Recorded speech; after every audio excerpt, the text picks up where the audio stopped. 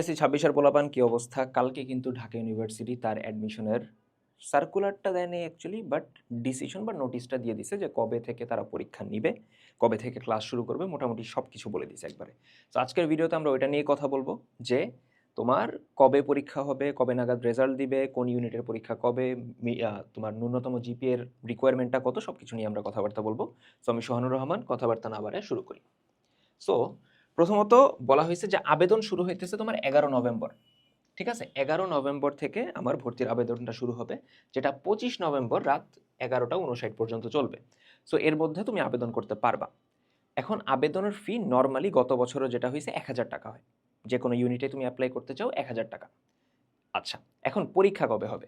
B ইউনিটের পরীক্ষা মানে আর্টসের যারা আছো, কলা বিভাগের পরীক্ষাটা হবে এবার 19 ডিসেম্বর। সায়েন্সের যারা আছো, এই ইউনিটের এক্সামটা হবে 12 ডিসেম্বর। এই ইউনিটটা হলো সায়েন্সের বা বিজ্ঞান বিভাগ, বিজ্ঞানের ইউনিট। আর বি হলো আর্টসের বা কলা বিভাগের ইউনিট। এর মানে এই না যে তোমার ওই সায়েন্সের মানুষজন বি ইউনিটে পরীক্ষা দেয় না, দেয়। বিভাগ যারা চেঞ্জ করতে চায় তারা দিতে পারবে। এই ইউনিটের এক্সাম 12 ডিসেম্বর, বি ইউনিটের 19 ডিসেম্বর, সি ইউনিটের মানে কমার্সের যেটা নর্মালি সেটা হলো 26 ডিসেম্বর। ঠিক আছে, এর বাইরে আমরা জানি যে চারুকলা ইউনিট আছে বা চারুকলা অনুষদ আছে এবং তার সাথে আইবিএ আছে। সো চারুকলা অনুষদের পরীক্ষা হবে 22 ডিসেম্বর, আইবিএর পরীক্ষাটা হবে 5 ডিসেম্বর। সো সবার আগে কিন্তু আইবিএর পরীক্ষাটা নর্মালি এটাই হয়, আইবিএর পরীক্ষাটা সবার আগে হয়। আইবিএর পরীক্ষাটা হয় সকাল 10টা থেকে 12টা এবং বাদবাকি ইউনিটের পরীক্ষাগুলো হয় 11টা থেকে, মানে এবার হবে আর কি 11টা থেকে 12:30। টাইমটা দিয়ে দিছে। সো বাকি ইউনিটের 11টা থেকে 12:30 1.5 ঘন্টার পরীক্ষা, আইবিএর 10টা থেকে 12টা। পরীক্ষা কই হবে? তুমি তোমার বিভাগীয় শহরে পরীক্ষা দিতে পারবা, অর্থাৎ তোমার ঢাকায় এসে পরীক্ষা দেওয়া লাগবে না। সো তুমি যদি চট্টগ্রামের হও, তুমি চট্টগ্রামে পরীক্ষা দিতে পারবা। তুমি যদি ধরো তুমি বরিশালের হও, ঠিক আছে, অথবা তুমি যদি ধরো বিভাগ না, মানে বিভাগ বাদে যদি চিন্তা করে, ধরো তুমি চাঁপাইনবাবগঞ্জের বা তুমি হবিগঞ্জের, তোমার নিজের যে বিভাগীয় যে শহরটা আছে ওইখানে যায় তোমার পরীক্ষাটা দিতে হবে। ওই হিসাবে সেন্টারটা পড়বে আর কি। সো যখন তুমি অ্যাপ্লাই করবা তখন বিভাগটা সিলেক্ট করতে পারবা, ওটা নিয়ে কোনো সমস্যা নেই। এখন এই তো গেল আমার পরীক্ষার কথা। পরীক্ষার রেজাল্ট কবে দেয়? নর্মালি ঢাবির পরীক্ষার রেজাল্টটা এক্সামের 1 মাস পরে দেয় নর্মালি। ঠিক আছে, সো এটা মাথায় রেখো যে পরীক্ষা দেওয়ার 1 মাস পরে তুমি রেজাল্টটা পাবা। এইবার রিকোয়ারমেন্টের কথায় আসি, যে জিপিএ রিকোয়ারমেন্টটা কত। সায়েন্সের অর্থাৎ এই ইউনিটে টোটাল এসএসসি এইচএসসি মিলায়ে টোটালি মিনিমাম 8 থাকতে হবে। এখন মিনিমাম 8 থাকতে হবে, কিন্তু এসএসসি এইচএসসিতে কোনোটাতেই 3.5 এর কম থাকা যাবে না। So SSC HSC individually minimum 3.5 থাকতে হবে, কিন্তু আমার দুইটা মিলে আবার মিনিমাম 8 থাকতে হবে। সো জিনিসটা এরকম, কেউ ধরো এরকম এসএসসিতে 5 পাইছে, এইচএসসিতে 3 পাইছে, সে কিন্তু পরীক্ষা দিতে পারবে না। কারণ কি, তার দুইটা মিলে 8 ঠিকই আছে, কিন্তু ইন্ডিভিজুয়ালি মিনিমাম 3.5 থাকতে হবে। ওই রিকোয়ারমেন্টটা কিন্তু সে পুরো করতে পারে নাই, এই জন্য সে পরীক্ষা দিতে পারবে না।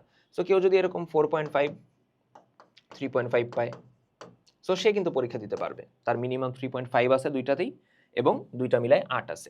যারা বি বি ইউনিটে এক্সাম দিবা তাদের টোটাল থাকতে হবে মিনিমাম 7.5 এসএসসি এইচএসসি মিলায়, এবং মিনিমাম থাকতে হবে 3।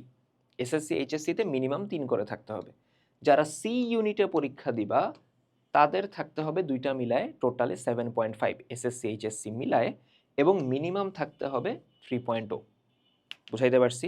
এবং যারা চারুকলাতে পরীক্ষা দিবা টোটাল থাকতে হবে 6.5, মিনিমাম থাকতে হবে 3। এই জিপিএটা কিন্তু ফোর্থ সাবজেক্ট সহ, বাদে না কিন্তু, সহ, ফোর্থ সহ, অর্থাৎ তোমার মার্কশিটে যে জিপিএটা ছিল ওইটাই। সো এই হলো আমাদের ওভারঅল আলাপ। এই ভিডিওটার আমার উদ্দেশ্য একটাই ছিল, জাস্ট সার্কুলারটা সবাই একটু সুন্দর মতো, সার্কুলার তো দেয় নাই, মানে নোটিশটা আর কি সবাই একটু সুন্দর মতো বুঝায় দেয়া। কোন ইউনিটে কত মার্কের কি পরীক্ষা হয় ওটার তো ইন্ডিভিজুয়াল ভিডিও আসবেই। বি ইউনিটের মানুষজন আমাদের যারা আছে টিচাররা তারা ভিডিও দিবে, সি ইউনিটে তোমাদের বাহা ভাই আছে ভিডিও দিবে, আর এই ইউনিটে আমি আছি, তোমাদের আশিক ভাই আছে, জিপ্রান ভাই আছে, আমরা তো ভিডিও দিবই। So obviously that being said, আমাদের কিন্তু এইবার আমরা এইচএসসি শেষ হওয়ার আগে কিন্তু অ্যাডমিশন কোর্সটা লঞ্চ করে দিছি। কারণ আমরা নিজেরাই একটু সাসপেক্ট করতেছিলাম যে ঢাবি পরীক্ষা মানে আগে আগে নেয় কিনা বা নিতে চায় কিনা। অলরেডি কিন্তু এক্সামের আগেই সার্কুলারটা ধরাই দিছে। সো দেরি না করে এইচএসসি শেষ হওয়ার পরপরই বসে থেকে টাইম ওয়েস্ট করা যাবে না, যে 2 দিন একটু ট্যুর দিয়ে আসি, 2 মাস একটু চিল করি, 1 সপ্তাহ একটু চিল করি। হ্যাঁ, 1 সপ্তাহ অবভিয়াসলি চিল তুমি করতেই পারো, প্যারা নেই।